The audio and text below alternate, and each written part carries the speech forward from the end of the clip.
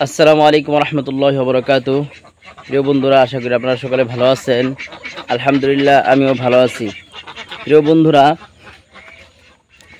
বাজার থেকে মুরগি কিনে কিভাবে আপনারা খামার তৈরি করবেন এ নিয়ে এর আগে আমি দুটি পর্ব ভিডিও দিয়েছি। আপনারা কি দেখে বাজার থেকে মুরগি কিনবেন এবং বাজার থেকে মুরগি কেনার পরে আপনারা কি মেডিসিন দিবেন সেই বিষয়ে কিন্তু আপনাদেরকে জানিয়েছি, এবং তারপরে আপনারা কিভাবে কৃমি ডোজ করবেন সেই বিষয় নিয়ে কিন্তু আপনাদেরকে একটি ভিডিও দিয়েছি। আজকে আমি আপনাদেরকে জানাবো যে এরপরে আপনারা কিভাবে ভ্যাকসিন করবেন। বাজার থেকে মুরগি কেনার পরে প্রথমে আপনাদের হাইমারের অ্যান্টিবায়োটিক চালাতে হবে, এরপরে কৃমি ডোজ দিতে হবে, তারপর কিন্তু আপনার রানীক্ষেত আইবিএনডি ভ্যাকসিন করতে হবে। আপনারা কিভাবে রানীক্ষেত আইবিএনডি ভ্যাকসিন করবেন। প্রিয় বন্ধুরা, এখন বাজে ভোর 6টা, এজন্য ভিডিওটা কিন্তু পুরোপুরি ক্লিয়ার হচ্ছে না, একটু ঝাপসা হচ্ছে, স্পষ্ট দেখা যাচ্ছে না। সর্বপ্রথম আমি আপনাদেরকে জানাবো যে আপনারা ভ্যাকসিনটা কিভাবে ক্যারি করবেন, অর্থাৎ যেখান থেকে আপনারা ভ্যাকসিন আনবেন সেখান থেকে আপনারা ভ্যাকসিনটা কিভাবে আনবেন। রানীক্ষেত ভ্যাকসিন আনার জন্য অবশ্যই আপনাদের ফ্লাক্স ব্যবহার করতে হবে। ফ্লাক্স ছাড়া কিন্তু আপনারা ভ্যাকসিনটা আনলে সেই ভ্যাকসিনের কার্যকারিতা ঠিক থাকবে না।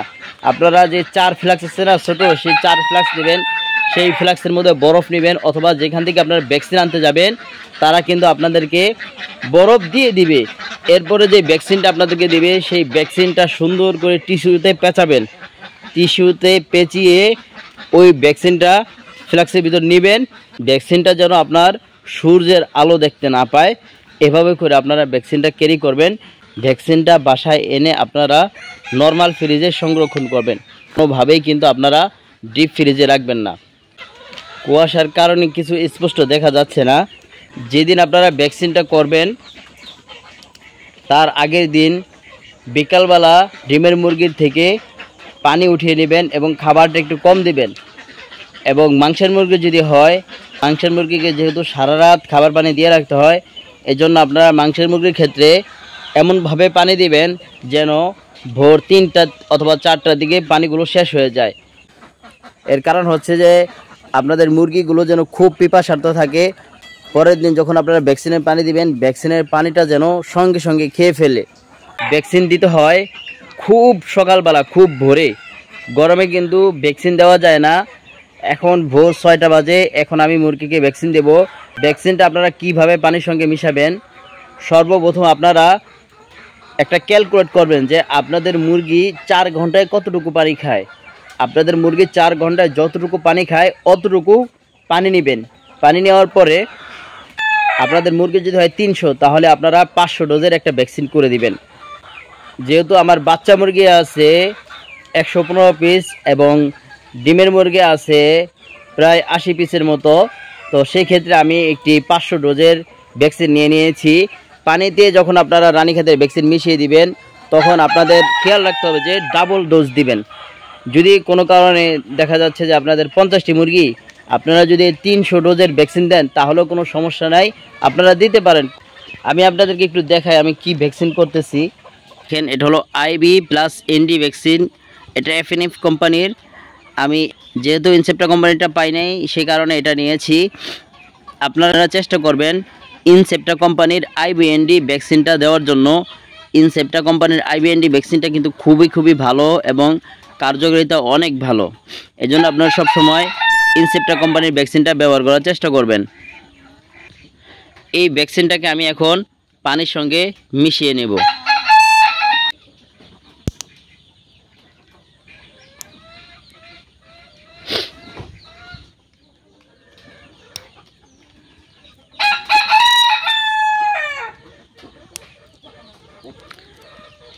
অনেকে ভ্যাকসিনের এই জিনিসটা খুলতে পারেন না, দেখতে পাচ্ছেন বন্ধুরা আমি কিন্তু কিভাবে খুললাম। এভাবেই মূলত এই কাগজটা খুলতে হয়।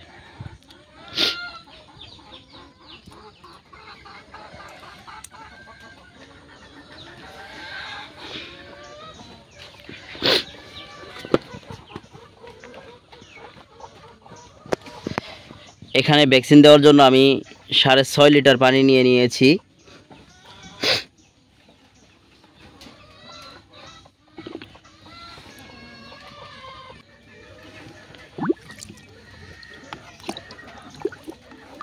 ভ্যাকসিন দেওয়ার পর ভ্যাকসিনের যে পানিগুলো থাকবে এর পাশাপাশি ভ্যাকসিনের যে আপনার ভাওয়েলটা থাকবে, এগুলো কিন্তু আপনারা যেখানে সেখানে ফেলবেন না।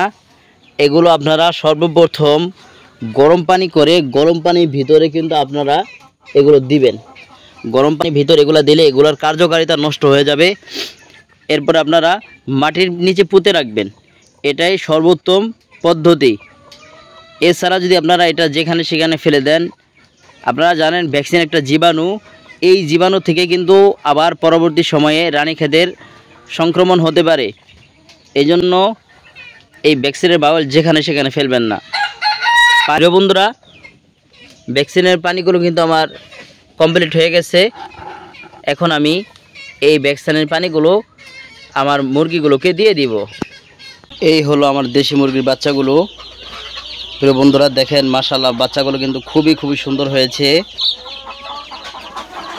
আমি সর্বপ্রথম এখন এই বাচ্চাগুলোকে ভ্যাকসিনের পানি দিয়ে দিচ্ছি। দেখেন বাচ্চাগুলো কি পিপাসার্থ, পানিটা দেওয়ার সঙ্গে সঙ্গে কিন্তু চলে আসছে। এভাবে আপনারা ভ্যাকসিন করবেন যেন আপনাদের মুরগির বাচ্চা এবং বড় মুরগিগুলো পিপাসার্থ থাকে, তাহলেই কিন্তু আপনাদের ভ্যাকসিনে ভালো কাজ করবে।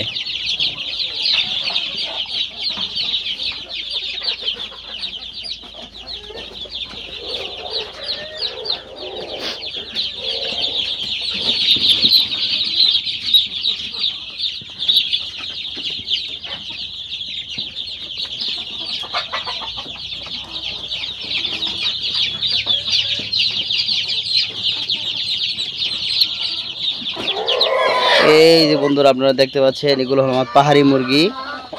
দেখেন পাহাড়ি মোরগগুলো কি বড়, মাশাআল্লাহ। এখন আমি আমার পাহাড়ি মুরগিগুলোকে ভ্যাকসিনের পানি দিয়ে দিচ্ছি। দেখেন আমার মুরগিগুলো কি পিপাসার্থ, পানি দেওয়ার সঙ্গে সঙ্গে কিন্তু পানি খাচ্ছে। এই হলো আমার দেশি মুরগির প্রিন্স। দেখেন দেশি মুরগির প্রিন্সগুলো কি সুন্দর, মুরগিগুলো কিন্তু অনেক বড়, মাশাআল্লাহ। চমৎকার একটি দেশি মুরগির প্রিন্স। এখন আমি আমার এই দেশি মুরগিগুলোকে ভ্যাকসিনের পানি দিয়ে দিলাম। দেখেন ভ্যাকসিনের পানি দেওয়ার সঙ্গে সঙ্গে কিন্তু মুরগিগুলো খাচ্ছে, অর্থাৎ মুরগিগুলো কিন্তু খুবই পিপাসার্থ। আমি যেই টেকনিকগুলো ফলো করে ভ্যাকসিনের পানিটা দিচ্ছি, আমি যেই টেকনিকগুলো ফলো করে ভ্যাকসিন দিচ্ছি, আপনারা কিন্তু ঠিক এই জিনিসগুলো ফলো করে ভ্যাকসিন দিবেন, তাহলে আপনাদের ভ্যাকসিনের কার্যকারিতা খুব ভালো হবে।